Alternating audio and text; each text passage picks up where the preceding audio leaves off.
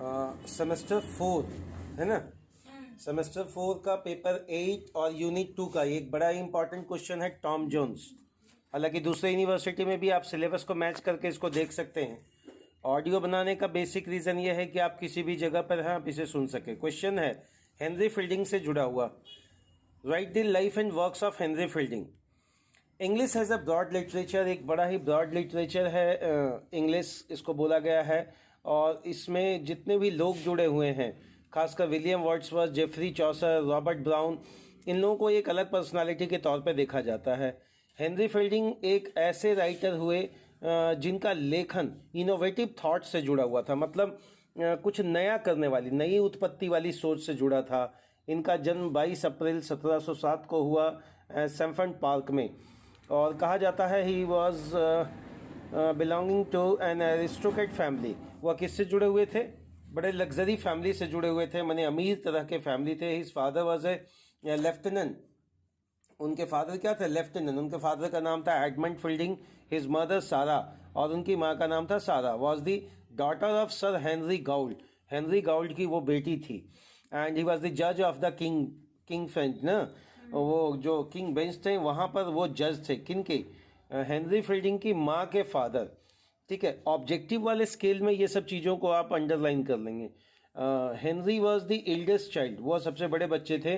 Unfortunately his mother was died, लेकिन दुर्भाग्यवश उनकी माँ 1718 में मर गई। और अगेन दूसरी उनके फादर ने क्या किया? दूसरी शादी कर लिया।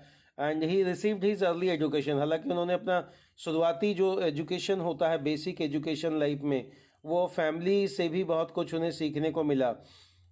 और फैमिली चैम्पलिन, मतलब एक उनके फैमिली मेंबर थे वहाँ पे चैम्पलिन, वहाँ से उन लोगों को क्या मिला? बहुत सारा बेसिक एजुकेशन मिला। ही स्टार्टेड सिविल लॉ, और सिविल लॉ की उन्होंने पढ़ाई वहाँ लंदन में की। ही स्टार्टेड हिज करियर, उन्होंने अपने करियर का स्टार्ट किया ड्रामा से। जब लेखन की दुनिया की हम बात करते हैं तो हेनरी फील्डिंग के लिए एक बड़ा ही जनरल और सिंपल कॉन्सेप्ट ये है कि ड्रामा स्किल से जुड़ा हुआ ये मैटर है। एंड विच हैज़ कॉमेडी, इसमें फास्ट भी है, कॉमेडी भी है, मतलब बहुत सारी चीज़ों को मिक्स करके इन्होंने लिखने का कोशिश किया।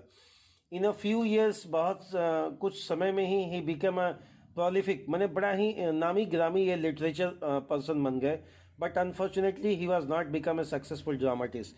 लेकिन एक बात और जान लें, इन्होंने लिखना तो शुरू किया बहुत अच्छा, लेकिन यहाँ इनके साथ एक बहुत बड़ी परेशानी ये हुई कि इनका लेखन को लोगों ने तो अपनाया, लेकिन ये ड्रामा के तौर पे बहुत अच्छा सफल ड्रामेटिस्ट राइटर नहीं बन पाए। He was famous for the temple blue, 1730 ईस्वी में जो पब्लिश हुआ। लव इन सेवरल मॉस्क्यू 1728 में जो क्या हुआ आपका पब्लिश हुआ। The tragedy of the tragedies, और the life and the death of the Tom the great 1730 to 1731। देखिए, खासकर जो राइटिंग कॉन्सेप्ट होता है, राइटिंग से जुड़ा हुआ कि किस राइटर ने क्या लिखा, कौन सा ड्रामा लिखा, कब लिखा, ऑब्जेक्टिव स्केल में ये बहुत ज़्यादा आता है। और बहुत सारी चीज़ें। इन नवंबर 1740 में सैमुअल रिचर्डसन ने पब्लिश किया क्या? पामेला। बहुत ही मतलब फेमस हुआ।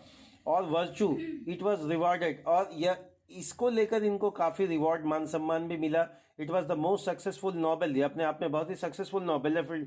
और ये भी बताया जाता है कि ये लिटरेचर से जुड़े हुए थे, तो इनका मॉरल फैक्टर बहुत स्टैंड था।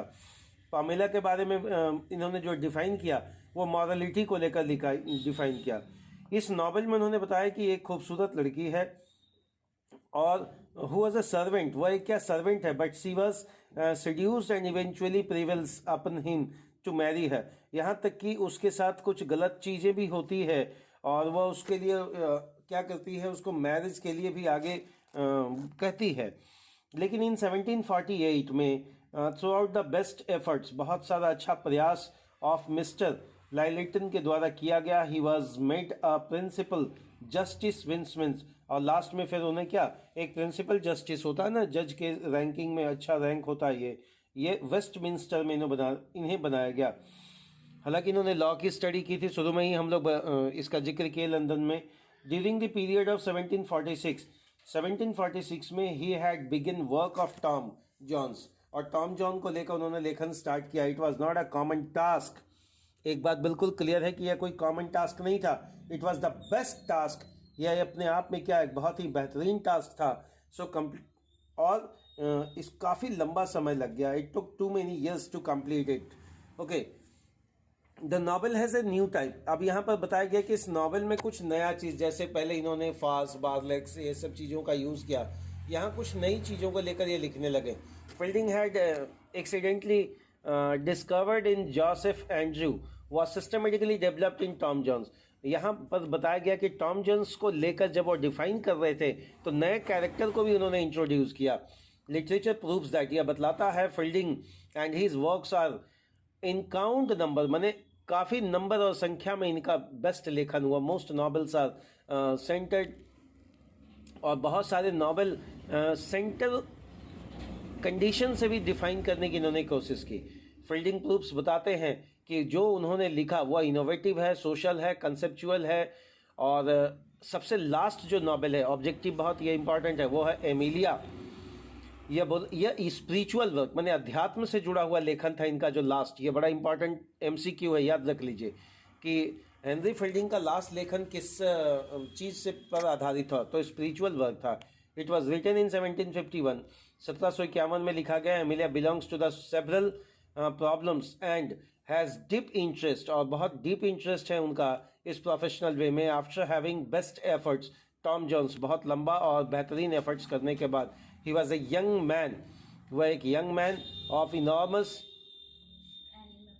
और खासकर वो अपने इंटायर्ड सेंटर इन्वायरमेंट को लेकर लिखते थे। मॉरल फैक्टर पर उनका करियर के बारे में बताया जाता है कि हमेशा आलोचना का वो शिकार रहे, क्रिटिसिज्म से वो हमेशा जुड़े रहे, लेकिन वो उन्होंने अपने पेशेंस को कभी नहीं खोया। हेनरी फील्डिंग के लिए कहा जाता है, चूँकि शुरू में ही बताया गया कि वो सक्सेसफुल ड्रामेटिस्ट नहीं रहे, तो उनको काफ़ी आलोचना का शिकार होना पड़ा और झेलना भी पड़ा। So but there was not the condition, but he did not lose his patience and he continued his writing because that he wanted to be something different, and he wanted to show something different, his quality in his writing. वो दिखाना चाहते थे that I will not go with copy system, I will not go with the imitation. I would like to continue writing on the basis of good and practical conceptual thoughts. बिल्कुल conceptual और ऐसी चीज़ों को सोचकर वो लिखते थे जो बिल्कुल प्रैक्टिकल हो। उनका एक्सप्रेशन बहुत बढ़िया होता था। हेनरी फील्डिंग ने जो वर्ड्स का यूज़ किया वो लाजवाब है। ठीक है, इस तरह देखिए हेनरी फील्डिंग के लाइफ और वर्क्स में आपको डिफाइन करना, वो कहाँ पढ़े, कैसे पढ़े, और उनके कौन कौन चीज़ें बहुत ज़्यादा पॉपुलर हुई और किस चीज़ का पब्लिकेशन कब किया उन्होंने। सेमेस्टर 4 है ना, सेमेस्टर